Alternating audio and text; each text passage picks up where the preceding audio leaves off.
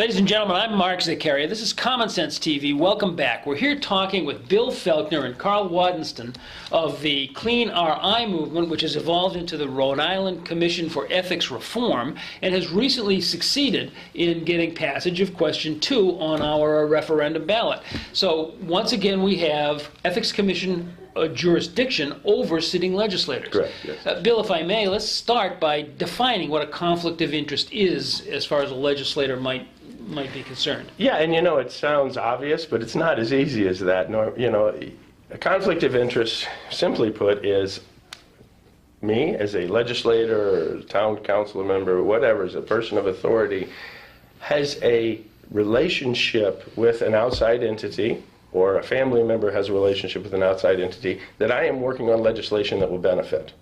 So I will go back and use some examples that were made famous when Blue Cross Blue Shield and CVS were paying legislators to push certain pharmacy bills. Salona Martineau, which the famous bagman Martineau, he essentially was charging CVS for 1 million bags, only delivering 10,000. That's how he was getting the payoff to push certain legislation. And so it was determined, the Ethics Commission came in and said, wait a second, you're being paid by CVS, you're not disclosing this relationship, and you are working for legislation for that entity. That is a conflict of interest. Now, it gets a little murky because there's what's called the class exemption as well. As an example, if a legislator works on, let's say a legislator is a teacher in the public school system and is working on legislation that affects teachers, as long as that affects all teachers throughout the state, then he's okay. But if it only affects his group, then that's the conflict. So that's why you have an ethics commission that knows these rules and can parse through this to see what is the problem. From a purely political perspective, then, I'd say that the average legislator would like to use the ethics commission for an inoculation. Go check first and make sure you get the okay. They haven't had an ability to do that since 2009, but now they can, and quite frankly, a lot of them should, and many do. Before any issues come up, they go out and say, look, I've got this relationship, is that a conflict of interest? And they can get an advisory opinion on it. And you know, for business people and just myself as a citizen, that when we elect people, whether it's local in our town or at the state level, we expect them to be authentic and be transparent and do the best judgment on whatever that bill or whatever they're voting on, to use their best... for our interests, not theirs. Yeah, right. For our interests, not theirs. Yeah. So it does get kind of gray in some areas, and as business changes too, Mark, you know, there's so many people, so many things that happen that, you know, you get down to a lot of different levels on how's this going to be perceived, how's it going to be understood by people, because you have opposition and you have people that, you know, are in favor of things.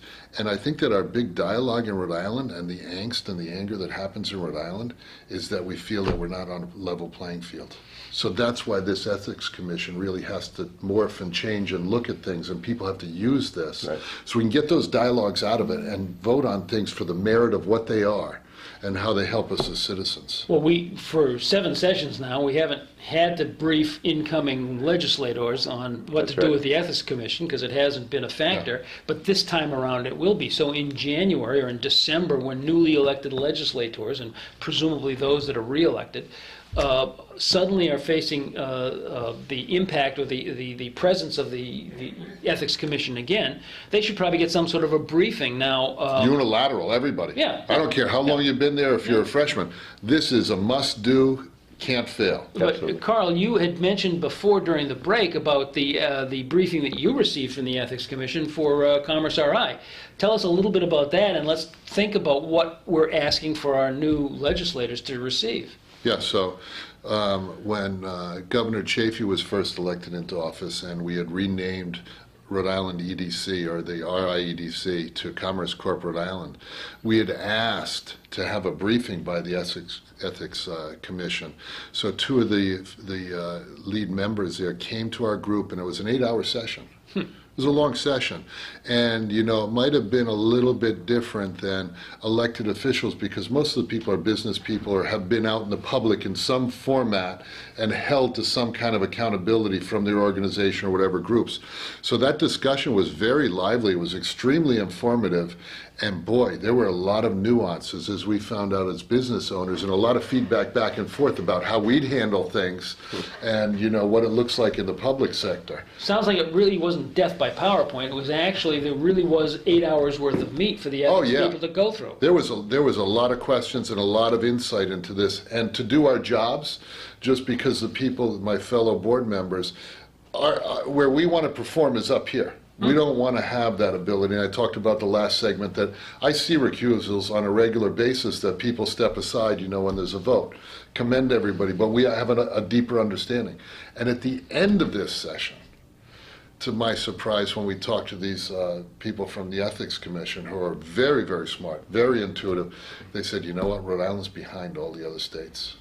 And they were talking about not just a year or 2 years, they were talking decades in the way that we have to get up to par with what other states are doing in the transparency. Yeah, but I think the point to make is that for the upcoming session of the Rhode Island legislature, for all the newly elected and re-elected members, the entire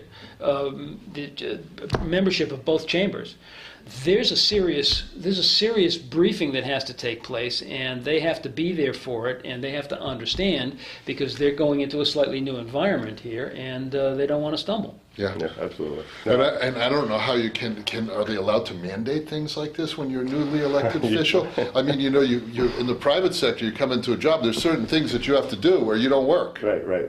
I don't know if they do or not, but it certainly would be a good idea for their own sakes. The Speaker of the House and the President of the Senate are certainly can make that decision. Can decide to mandate that their members have to go do this, and I would say it would be very wise politically for them to do so. Yeah, and I think that the Speaker and the President of the Senate would be remiss, especially after seeing the overwhelming support for this, would be remiss in not having this as mandate one. And I know for the governor's office, with all the work that she's doing and what we're trying to do at Commerce Corp, if we really draw the line and say, this is a new day for Rhode Island, this will change the way Rhode Island's perceived throughout the other states. No, I would say the first thing that should happen, as you say, in this next legislative session, is to get the Ethics Commission in there and review the rules. Make sure everybody understands what is expected of them. Next, I would expect every legislator to go a step beyond that and protect themselves. Anytime they have a question in their mind about something, whether there's a conflict or not, contact the Ethics Commission, get an advisory opinion on it.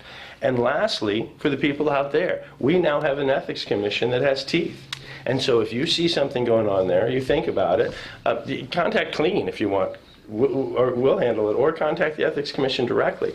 The point is that we have a mechanism to clean up Rhode Island, and so let's use it. That's great. Now we have about a minute left in this segment. Let's just talk for a minute about Clean and what happens next there, and then Rhode Island Coalition for Ethics Reform, what happens there? Well, going to the second part of that, Rhode Island Coalition for Ethics Reform, its job is to pass this bill. We've done it, so that's it. We are not continuing this coalition for anything else. So this C4 is going to cease to exist? Exactly. Yeah, it had a singular mission to get this bill passed. Great. And that's what it's about. As for Clean? Well, we'll see how this comes through. Again, it's just passed. I don't know how the General Assembly is going to take to it and what will happen. People know me. You guys know me. I've been in the business for a while. Number one, I love the name Clean RI. It has a good mission, it has a good purpose, and whatever we can do to ensure that the Ethics Commission is vibrant and active and effective, that's what we'll do. So we'll wait and see on Clean. Right now, we'll wait and see what the answer to the question is when somebody asks, "Are you kidding me?"